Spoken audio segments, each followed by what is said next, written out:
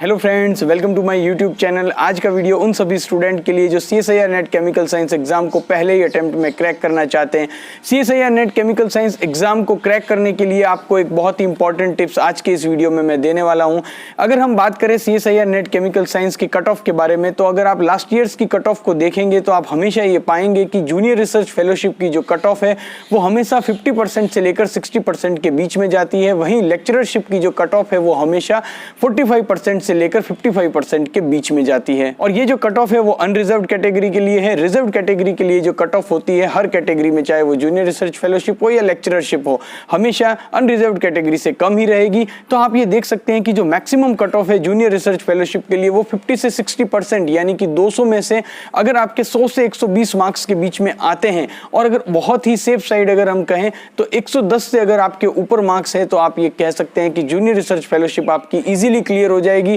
वहीं लेक्चररशिप के लिए अगर हम बात करें तो अगर आपके मार्क्स 95 से 105 के बीच में आते हैं तो आपकी जो CSIR net chemical science lecturership है वो इजीली क्रैक हो जाएगी। अब यहाँ पर बहुत सारे स्टूडेंट्स से मिस्टेक क्या होती है कि friends, CSIR net chemical science का जो एग्जाम का सिलेबस है उसकी अगर हम बात करें तो बहुत ही वास्ट सिलेबस है। वहां पर inorganic chemistry, organic chemistry, physical chemistry के इतने सारे टॉपिक्स हैं कि हम सभी को एक साथ नहीं पढ़ सकते, और हर स्टूडेंट के कुछ स्ट्रॉन्ग पॉइंट होते हैं और कुछ वीक पॉइंट्स होते हैं। अगर हम बात करें तो बहुत सारे स्टूडेंट ऐसे होंगे जिनकी ऑर्गेनिक केमिस्ट्री और इनऑर्गेनिक केमिस्ट्री पर तो अच्छी कमांड होगी, लेकिन फिजिकल केमिस्ट्री पर उतनी अच्छी कमांड नहीं है, या वाइस वर्सा भी हो सकता है। तो आपको यहाँ पर यही कहना चाहूंगा कि आप ऑर्गेनिक, इनऑर्गेनिक और फिजिकल में से किसी भी दो ऐसे सब्जेक्ट पर अपनी कमांड को इतना स्ट्रॉन्ग कर लीजिए कि अगर उन टॉपिक में से कोई भी क्वेश्चन आता है तो आपका मिस न होने पाए।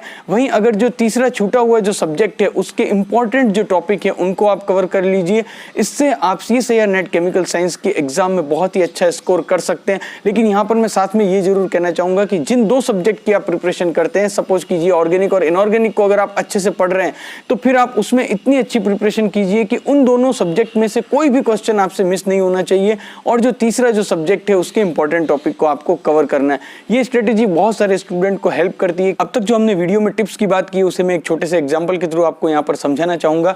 पार्ट बी में टोटल 40 क्वेश्चन आते हैं और उन 40 क्वेश्चन में से आपको 35 क्वेश्चन करने होते हैं। अब आप ये मान लीजिए कि जो पार्ट बी में जो टोटल 40 क्वेश्चन आ रहे हैं उसमें से 13 क्वेश्चंस ऑर्गेनिक के, 13 क्वेश्चन इनऑर्गेनिक के और 14 क्वेश्चंस फिजिकल केमिस्ट्री के हैं, और आपने जो अच्छे से तैयारी की है वो ऑर्गेनिक और इनऑर्गेनिक की है।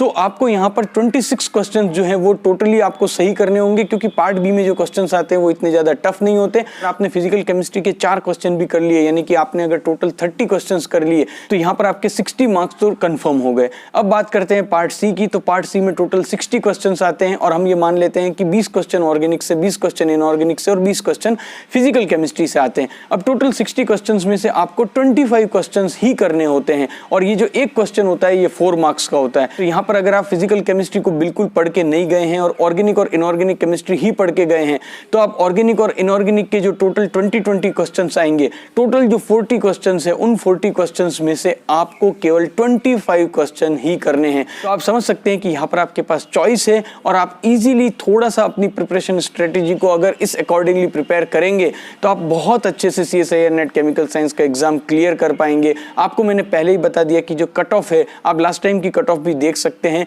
60% अगर आप लेकर आते हैं, 200 में से 120 मार्क्स अगर आप लेकर आते हैं तो आप GRF में बहुत अच्छी रैंक लेकर आएंगे। तो आपको ये प्रिपरेशन स्ट्रेटेजी कैसी लगी, जिसमें कि ऑर्गेनिक केमिस्ट्री, इनऑर्गेनिक केमिस्ट्री और फिजिकल केमिस्ट्री में से किसी भी दो सब्जेक्ट पर अपनी महारत हासिल करना, और उसके बाद जो बची हुई जो तीसरी सब्जेक्ट है उसके इंपॉर्टेंट टॉपिक को पढ़ना, बहुत सारे स्टूडेंट को हेल्प किया है इस स्ट्रेटेजी ने अच्छी रैंक लाने में। आपको कैसी लगी ये स्ट्रेटेजी कमेंट बॉक्स में कमेंट करके जरूर बताइएगा। Thank you for watching this video.